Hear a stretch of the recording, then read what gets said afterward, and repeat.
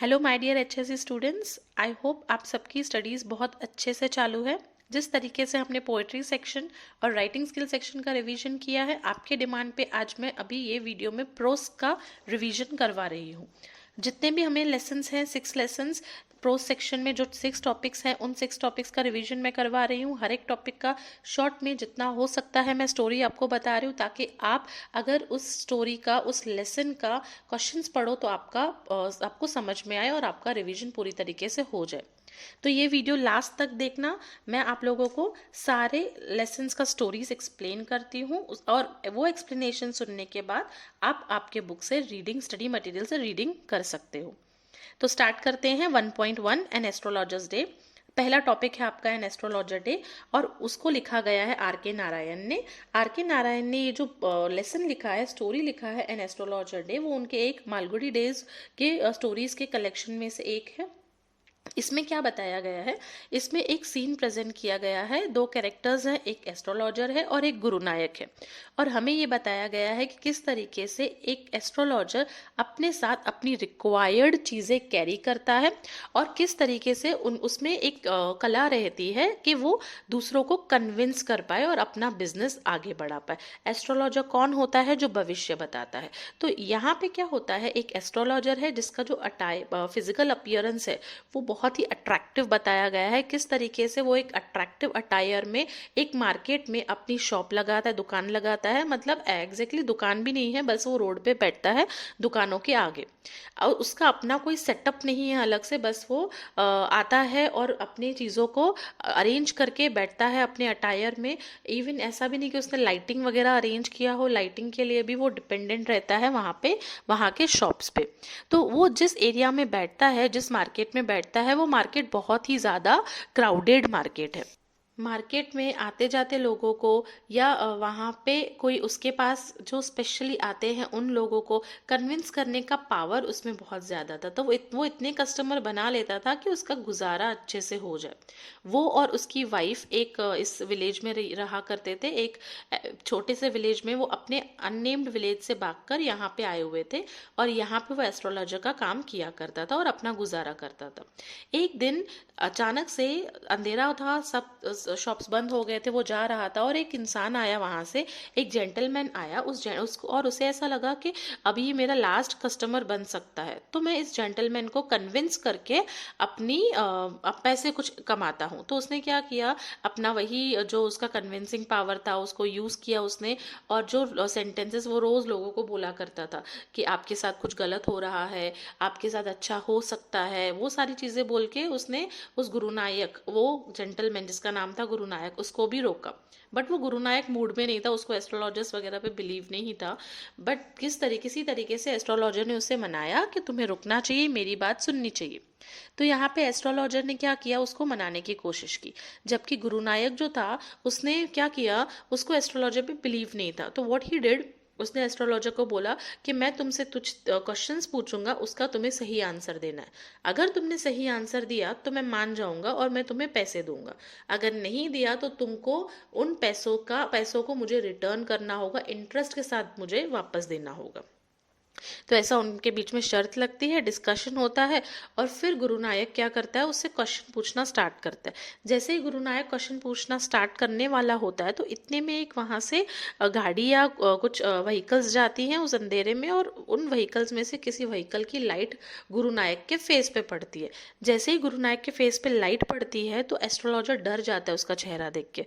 अंधेरे में पहले उनको एक दूसरे का चेहरा क्लियरली दिखाई नहीं देता है, तो गुरुनायक का चेहरा देख के वो डर जाता है और डर के वो बोलता है चलो छोड़ो मैं जाता हूँ। तो गुरुनायक उसे जाने नहीं देता है और उसे शर्त पूरी करने के लिए कहता है। तो शर्त पूरी करने के शर्त थी कि वो गुरुनायक कुछ क्वेश्चंस पूछेगा।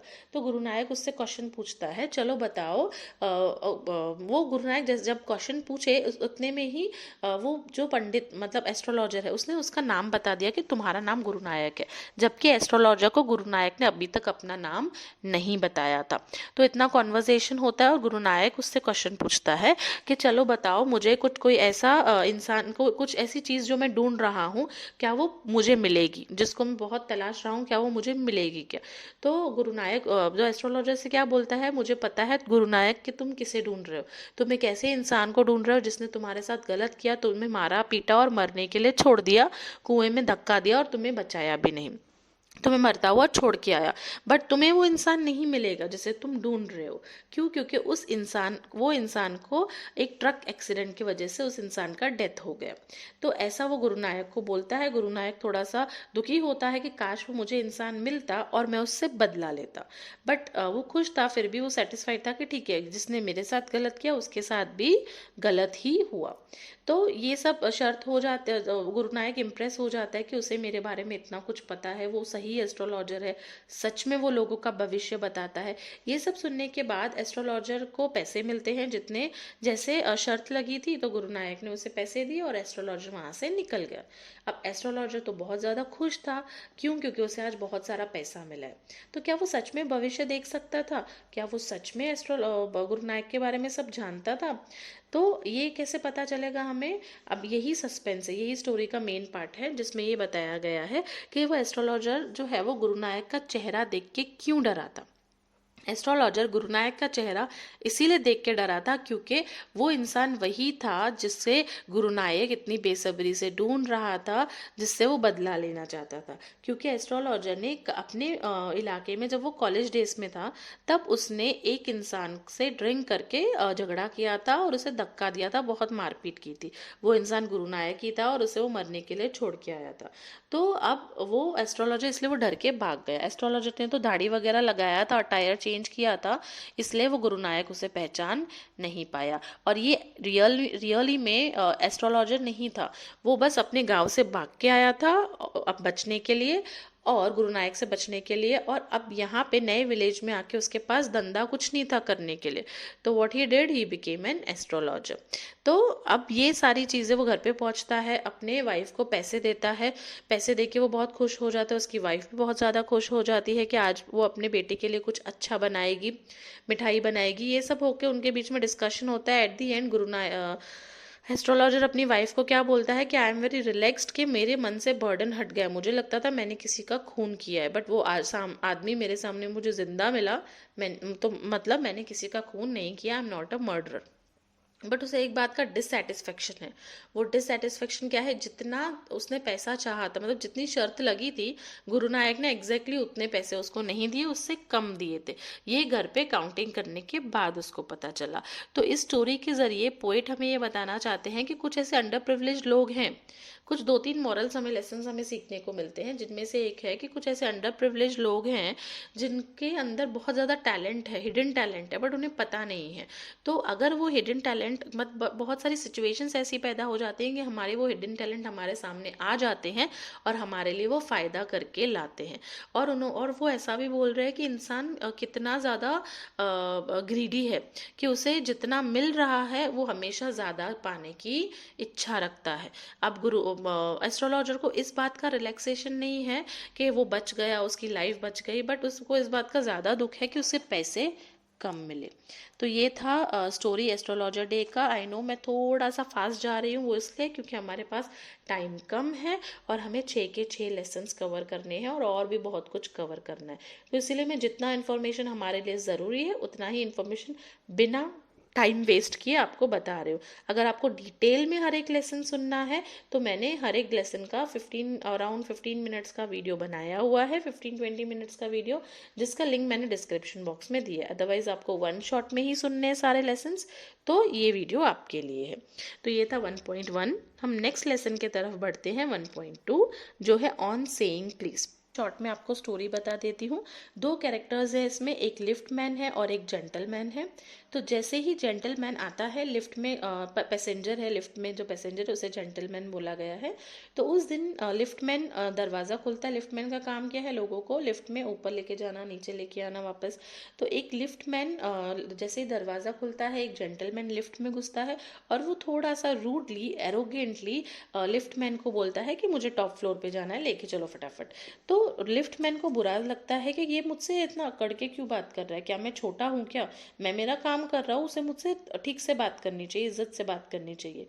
तो लिफ्टमैन क्या डिमांड करता है पैसेंजर से कि तुम्हें प्लीज़ बोलना है, मुझे मुझे प्लीज़ टॉप फ्लोर पे लेके चलो, ऐसा बोलो तो ही मैं लेके जाऊंगा। तो पैसेंजर को भी गुस्सा आता है और वो प्लीज़ बोलने से मना कर देता है। उन दोनों के बीच में फाइटिंग हो जाती है। फाइटिंग किस पे होती है? प्लीज़ वर्ड के ऊपर, कि प्लीज़ नहीं बोला मुझे।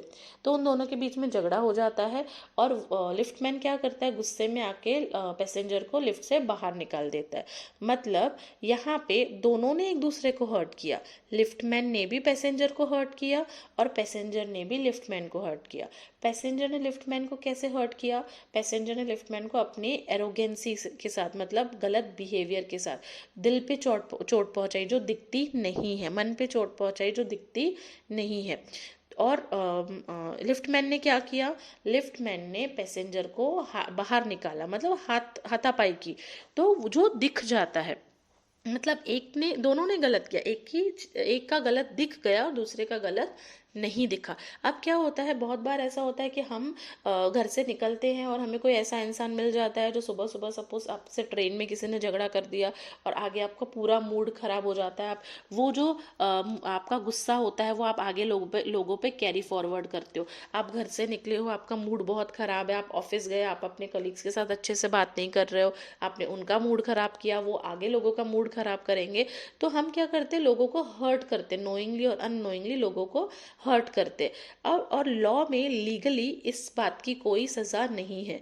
अगर हमको किसी को गलत बोल के हम अगर किसी के मन पे चोट पहुंचाते हैं तो इस बात की कोई सज़ा नहीं है। बट अगर हम किसी को मारते हैं तो उस बात की हमें सज़ा, उस गलत एक्टिविटी की हमें सज़ा मिलती है। तो यहाँ पे ऐसा बताया गया है कि अगर किसी को मन पे चोट पहुंचाई और उसकी भी सज़ा हो तो होनी चाहिए, ऐसा बताया गया था। बट बाद में ऐसा बोला गया है कि अगर उस चीज़ की भी सज़ा होगी तो ऐसा कोई इंसान नहीं बचेगा जिसको सज़ा नहीं मिले इस दुनिया में।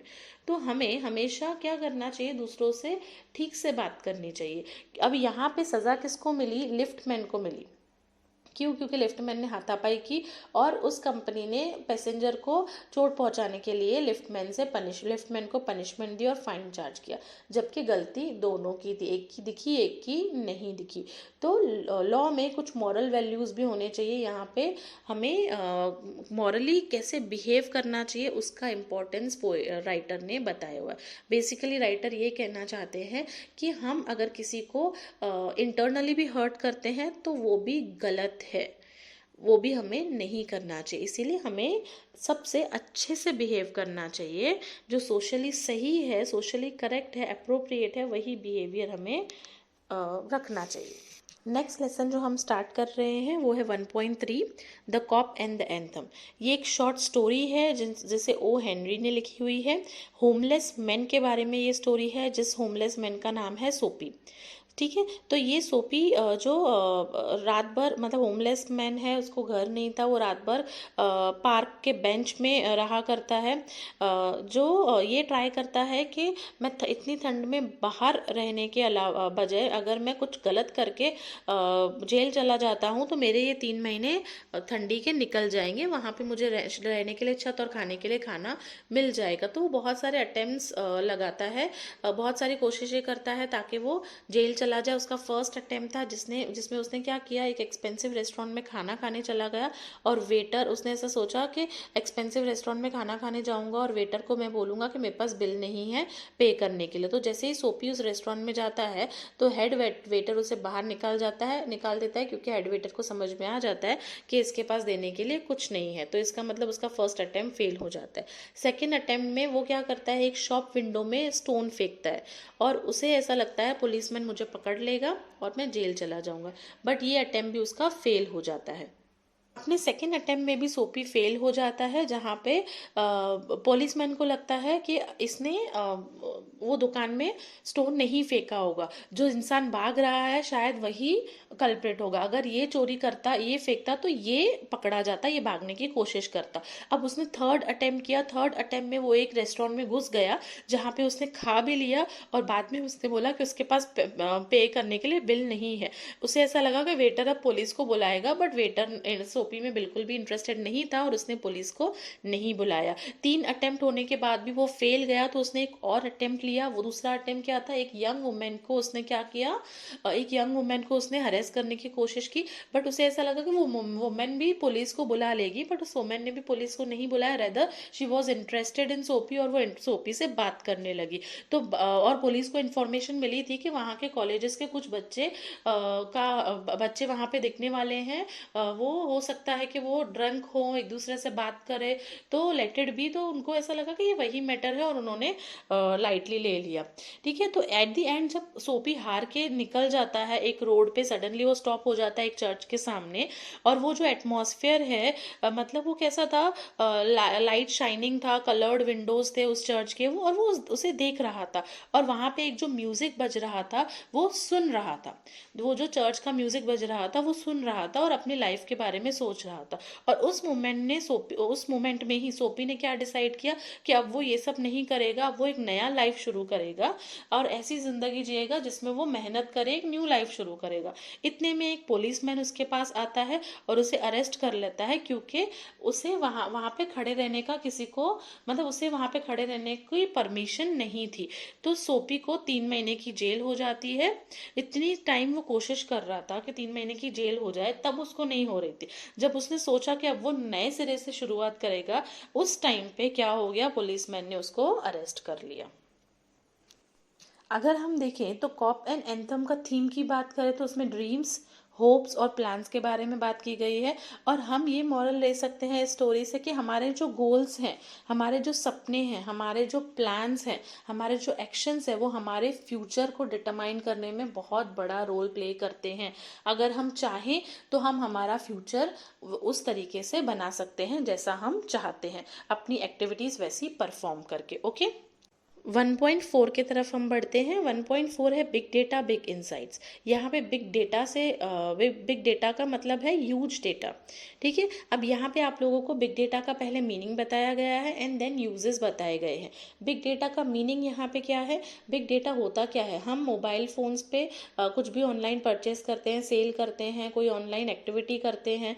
तो जैसे हमने अगर मिंत्रा पे अपने लिए शूज़ देख लिए, ड्रेसेस देख लिए, तो अगर आप यूट्यूब पे जाओगे, फेसबुक पे जाओगे, तो आपको वही शूज़ और ड्रेसेस का एडवर्टाइजमेंट्स आएगा। मतलब आप फेसबुक को और यूट्यूब को पता चल गया कि आपको, आपकी नीड क्या, आपके चॉइस क्या है। मतलब आपकी डेटा फेसबुक तक पहुंच रही है, ऑनलाइन एक्टिविटीज़ जो भी आप कर रहे हो वो सब उन तक पहुंच रहे हैं। तो ऐसे ही ऑनलाइन एक्टिविटीज़ जो है हमारी, वो सब रिकॉर्ड होती है। अब एक इंसान एक दिन में कितनी ऑनलाइन एक्टिविटीज़ करता है, तो इस पूरे कंट्री में, पूरे वर्ल्ड में इतने सारे लोग हैं, वो कितनी एक्टिविटीज़ करते रहेंगे। तो ये सारी एक्टिविटीज़ रिकॉर्ड होती हैं, इसलिए वो बहुत ज़्यादा बड़ा डेटा बन जाता है, इसलिए इसे बिग डेटा बोला गया है, जिसको मैनेज करना is far more difficult. Collect करना ईजी है बट मैनेज करना बहुत डिफ़िकल्ट है। तो इसके यूजेस हैं, आपको यूजेस दिए गए हैं इसके अलग अलग, देखोगे तो आपको समझ में आ जाएगा। आपको स्क्रीन पे हेडिंग दिख रहा रहेगा, बिग डेटा और बिग इनसाइट्स का यूजेस क्या है, जिसमें आपको बताया जाएगा कि अलग अलग जो इंडस्ट्रीज़ हैं, बताया है कि जो अलग अलग इंडस्ट्रीज़ हैं वो डेटा फाइंड आउट करके अपने प्रोडक्ट का एडवर्टाइजमेंट्स करते हैं। देन बिग डेटा के हेल्प से हम लोगों को क्लाइमेट के बारे में पता चलता है, हम लोग फोरकास्ट कर सकते हैं कि आगे क्या नेचुरल कैलामिटी आने वाली है। बिग डेटा के हेल्प से एजुकेशन सिस्टम आगे बढ़ सकता है, एजुकेशन सिस्टम में बहुत ज़्यादा चेंजेस हो सकते हैं। तो इस तरीके से अलग अलग यूज़ दिया गया है कि कैसे बिग डेटा कलेक्ट करके हम उसका फ़ायदा उठा सकते हैं। ओके, अब हम स्टार्ट करने जा रहे हैं 1.6 इनटू द वाइल्ड। अब ये जो लेसन है 1.6 इनटू द वाइल्ड, ये चैप्टर 2 वाइल्ड लाइफ एक्सपर्ट्स के बारे में हमको इंट्रोड्यूस करवाता है, एक किरण पुरंदरे एंड शाज जंग। अब फर्स्ट पार्ट जो है वो पुरंदरे के बारे में बताया गया है, किस तरीके से वो अपना रास्ता भटक गया और जंगल में फंस गया वो, ठीक है, एक वाइल्ड लाइफ प्रोजेक्ट के टाइम पे। और सेकेंड पार्ट में हमें ये बताया गया है किस तरीके से शाज जंग एक वाइल्ड लाइफ फोटोग्राफर बनने के लिए बहुत ज़्यादा मेहनत कर रहा था। फर्स्ट पार्ट में लॉस्ट इन द जंगल में, जिसका नाम है लॉस्ट इन द जंगल, जो पुरंदरे के बारे में बताया गया है कि किस तरीके से उसने जंगल में एक्सपीरियंसेस किए, किस तरीके से वो जंगल में खो गया था और क्या क्या चीज़ें उसे मिली, कैसे वो डरा, वो टाइगर, एक प्रेडेटर जो है जैसे टाइगर और लेपर्ड, उसके वजह से वो डरा हुआ था बहुत ज़्यादा। तो नरेटर क्या है, वो एक ऐसा इंफॉर्मेशन दिया है कि कुछ उसने लंगूर देखे और लंगूर जो है वो किसी तरीके की आवाज़ निकाल रहे थे, एक अलग तरीके की आवाज़ निकाल रहे थे, और जो आवाज़ सुन के उसे ऐसा लगा कि आसपास में खतरा है, टाइगर या लेपर्ड है, इसलिए ये लंगूर इस तरीके की आवाज़ निकाल रहे हैं, एक दूसरे को अलर्ट कर रहे हैं। वो आगे जाते ही मतलब वो आगे बढ़ते बढ़ते एक विलेज मैन राजू से मिला। ठीक है, जंगल में राजू से मिला। राजू ने भी वही अलार्म सुना, वही आवाज़ सुनी उस लंगूर की, जो आवाज़ किरण ने भी सुनी थी, किरण पुरंदरे ने भी सुनी थी। तो ये दोनों आपस में बात करने लगे, उसके बाद साथ में चलने लगे, और आगे जाके उन्होंने उन दोनों का रास्ता अलग अलग कर दिया, और आगे जाके उनको ऐसा फील हुआ कि शायद अब वो खतरा टल गया है और कोई लेपर्ड या टाइगर जो भी था वो अपने रास्ते निकल गए, क्योंकि ऐसा कोई आवाज़ अभी आगे आ नहीं रहा था।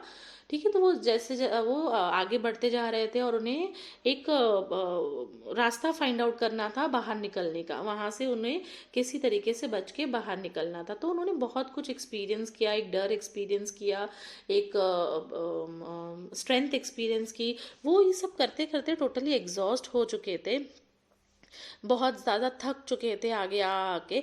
इवेंचुअली उन्हें एक विलेज में जाके पहुँचे, जहाँ पे उनको दिखा कि कोई तो ह्यूमन है और सेफ्टी फील हुआ। दूर से उन्हें कुछ लाइट दिखा और उन्हें ऐसा लगा कि हाँ, ये यहाँ पे ह्यूमंस रहते हैं, ऐसा लग रहा है, और वो थोड़ा सा सेफ फील करने लगे। वहाँ पे गए, वो उनका थोड़ा सा उनको वेलकम मिला। वहाँ पे आगे जाके उनको पता चला कि अरे यही जगह है, मेरी जगह है, मुझे यहीं आना था रिटर्न। तो इस तरीके से उन्होंने जंगल लाइफ से वो बाहर निकले। नेक्स्ट पार्ट है हमारा, जिसे बोला गया tracking the panther of Nagarhole. Nagarhole के जो पेंथर है वो बहुत ज़्यादा फेमस है। वो नागरहोल के जंगल्स में काम किया करते थे। ये जो शाहज जंग के बारे में बताया गया है, जो वाइल्ड लाइफ फोटोग्राफर है, ठीक है, एनिमल और मैन के कॉन्फ्लिक्ट रिजोल्यूशन सीकर है। ओके, उनका जर्नी स्टार्ट होता है एक इंटरेस्टिंग इंसिडेंट के साथ। एक बार वो उस जंगल में आते हुए दो लेपर्ड को देखते हैं, एक यंग और एक ओल्ड लेपर्ड को वो देखते हैं। ठीक है, एक यंग और एनर्जेटिक लेपर्ड है और दूसरा जो है वो ओल्ड लेपर्ड है। उन दोनों के बीच में फाइटिंग होती है, ऐसा उन्हें दिखाई दिया पड़ता है। और जब वो नेक्स्ट डे पे आते हैं उसी सेम स्पॉट पे, तो उनको एक यंग लेपर्ड दिखता है। उन दोनों में से एक यंग लेपर्ड रहता है वहाँ पे, उसके फेस पे कट लगा हुआ है और ब्लड निकल रहा है। देन टू वो वहाँ पे खड़ा है, उसी स्ट्रेंथ के साथ वो खड़ा है जिस स्ट्रेंथ के साथ एक दिन पहले शाहज जंग ने उन्हें देखा हुआ था, जिसको देख के शाहज जंग को ऐसा लगता है कि ये जो यंग लेपर्ड है वो किंग ऑफ द जंगल है। और वो उन इंसिडेंट के बहुत अच्छे फोटोग्राफ्स निकालता है, जिसके वजह से शाहज जंग बहुत ज़्यादा फेमस हो जाते हैं। उनको बहुत ज़्यादा फेम और एडमिरेशन मिलता है इतने अच्छे फ़ोटोज़ निकालने का। अब वो क्या करते हैं, उनका सिर्फ लाइफ यहीं तक लिमिटेड नहीं था कि वो सिर्फ फ़ोटोज़ ही निकाले या सिर्फ वाइल्ड लाइफ फोटोग्राफर ही बने। वो क्या किया था उन्होंने, वो एक बफर कॉन्फ्लिक्ट रिजोल्यूशन ट्रस्ट के पास गए थे, जो विलेजर्स को एडुकेट किया करती थी कि उन्हें फॉरेस्ट लाइफ ख़त्म नहीं करनी है, वाइल्ड लाइफ का इम्पोर्टेंस क्या है उनको समझाने की कोशिश की, ताकि जो इंसान है वो जानवरों को मारने की कोशिश ना करे, उनकी लाइफ ख़त्म करने की कोशिश ना करे, बल्कि उनसे बचा कैसे जाना है और विलेज में और वाइल्ड लाइफ में डिस्टेंस कैसे मेंटेन करना है, ये उन्होंने इसका एक एजुकेशन स्टार्ट किया, जिसके वजह से वाइल्ड लाइफ की जो वाइल्ड एनिमल्स की जो लाइफ है वो भी सेफ रहे, बढ़ती रहे, और लोगों की लाइफ भी सेफ रहे। तो इस तरीके से ये लेसन हमें दिया गया है 1.6 wild into the wild. Okay, next lesson है 1.8, जो हमारा लास्ट लेसन है। इसमें हमें बताया गया, ये लेसन अच्युत गोडबोले ने अपने बारे में ही लिखा हुआ है। इस लेसन में ये बताया गया है किस तरीके से एक ऐसा इंसान जो बचपन में बहुत ही ज़्यादा गरीब था, बट उसे पैशन था, उसे इंटरेस्ट था, वो चीज़ों को हासिल करने के लिए उसने कोई अपने लिमिटेशंस को एक्सक्यूज़ नहीं बनाया, और वो जो उसे चाहिए था वो उसने हासिल किया। ये अच्युत गोडबोले क्या बोलते हैं हैं, बचपन में बहुत सारे लोग ग्रेट म्यूजिशियंस, ग्रेट लिटरेचर के से रिलेटेड लोग उनके घर पे, ग्रेट राइटर्स उनके घर पे आया करते थे और वो लिटरेचर के बारे में डिस्कशन करते थे, म्यूज़िक के बारे में डिस्कशन करते थे। वो डिस्कशन सुन के उन्हें बहुत इंटरेस्ट आने लगा लिटरेचर और म्यूज़िक में। बचपन में उनकी ऐसी कंडीशन थी कि उनके पास घर पे इतना कुछ ज़रूरत का सामान भी बराबर से नहीं रहता था, स्कूल भी वो बहुत ही मुश्किल से जा पाते थे। तो बचपन में ऐसा उनका फिनेंशियल कंडीशन बहुत ज़्यादा वीक था, बट उनको इन सारी चीज़ों में इंटरेस्ट था। ये सारे जब ग्रेट राइटर्स, पोएट्स, म्यूजिशियंस बात करते थे तो वो सुना करते थे, उन्हें बहुत ज़्यादा इंटरेस्ट था। तो उन्होंने क्या किया, मन लगा के बहुत ज़्यादा पढ़ाई की, स्टडीज़ पे उन्होंने अच्छे से ध्यान दिया। इसमें बेसिकली एक ये बताया गया है कि किस तरीके से एक मिडिल क्लास बॉय जिसमें हमेशा उत्साह था कुछ सीखने का, वो किस तरीके से बहुत सारे हर्डल्स आने के बाद भी उसने वो हासिल किया, अपनी लाइफ को एक सक्सेस के मोड पे लेके गया। उन्होंने हमेशा, मतलब उनके करियर में उन्होंने उनका जो 32 ईयर का एक इतना बड़ा इंफॉर्मेशन टेक्नोलॉजी में उन्होंने इतना अच्छा करियर बनाया, वो उनके मेहनत के साथ। वॉयजिंग का मतलब क्या होता है, जर्नी, और जर्नी टुवर्ड्स एक्सेलेंस, मतलब हमारा सीखने की तरफ जो जर्नी है वो हमेशा चलते रहती है, वो एक डेस्टिनेशन नहीं, हमें हमेशा सीखते रहना चाहिए। तो उन्होंने बहुत मन लगा के कोई भी चीज़ जो उन्होंने की थी वो बहुत मन लगा के की थी। उन्हें साइंस और मैथमेटिक्स में बहुत ज़्यादा इंटरेस्ट था, ठीक है। उन्होंने इतने अच्छा मार्क्स स्कोर किया था जिसके वजह से उनको स्कॉलरशिप मिला था, आईआईटी मुंबई में उन्हें एडमिशन मिला, जहाँ पे उन्होंने इंग्लिश के साथ बहुत स्ट्रगल किया। मतलब एट दी एंड जब वो आईआईटी गए, जब वो कॉलेज गए तो उन्हें, मुंबई आए जब वो कॉलेज गए तो उन्हें ऐसा लगा कि ये कॉलेज उनके लिए नहीं है। क्यों? क्योंकि वहाँ पे सब उन्होंने देखा तो सब इंग्लिश बात किया करते थे, इंग्लिश कॉन्वर्जेशन हुआ था, बट उन्हें इंग्लिश कॉन्वर्जेशन नहीं आता था, वो फ्लुएंटली नहीं बोल पाते थे, जिसके वजह से ही डेवलप इन इन्फीरियरिटी कॉन्फ्लिक्ट्स, और वो ये सोचने लगे कि मैं वो सब छोड़ के वापस चला जाऊँगा। एक सीनियर स्टूडेंट से उन्हें ह्यूमिलिएट किया, वो सीनियर स्टूडेंट से ह्यूमिलिएट होने के बाद तो उन्होंने होप्स छोड़ दिए थे, बट बाद में उन्होंने सोचा कि नहीं, वो जो ये हर्डल है इंग्लिश बोलना, उस हर्डल को वो दूर करेंगे और इंग्लिश बोलना सीखेंगे। तो कुछ ही दिनों में उन्होंने न्यूज़पेपर्स रीड करके, इंग्लिश नॉवेल्स देख के, उन्होंने मिरर के सामने बोल के इंग्लिश बोलना सीख लिया, और आज वो इंटरनेशनल क्लाइंट से डील करते हैं, मिलियंस के कॉन्ट्रैक्ट से नेगोशिएट करने लगे। तो इस तरीके से उनका जर्नी रहा, ठीक है। तो और एट दी एंड ये जो उनका जर्नी है, जो अच्युत गोडबोले का जो जर्नी है, उसमें ये बताया गया है, बेसिकली वो ये बोलना चाहते हैं कि मार्क्स स्कोर करना और ज़्यादा पैसे बनाना, सिर्फ ये मोटिवेशन नहीं होना चाहिए हमारे काम का। हम अगर काम कर रहे हैं कोई, या मेहनत कर रहे हैं, तो सिर्फ इसलिए नहीं कि बहुत ज़्यादा पैसे कमाए या बहुत ज़्यादा मार्क्स लाए हम एग्ज़ाम में, सिर्फ ये मोटिव से हमें नॉलेज गेन नहीं करना है। हमें नॉलेज गेन इसीलिए करना है क्योंकि हम वो सच में इनरली हम ये फील करते हैं कि वो नॉलेज हमारे लिए ज़रूरी है। हमें विलिंगनेस दिखानी है पढ़ने की, मजबूरी में नहीं पढ़ना है, हमें उसे इम्पोर्टेंस देना है, और ये समझना है कि लाइफ जितनी भी है, लाइफ टाइम हमें कुछ ना कुछ सीखते ही रहना है। आई होप आप लोगों को सारे लेसन्स अच्छे से समझ में आ गए, लेसन्स की स्टोरीज अच्छे से समझ में आ गई, और कुछ अगर आपको डाउट है तो आप मुझे कमेंट सेक्शन में बता सकते हैं।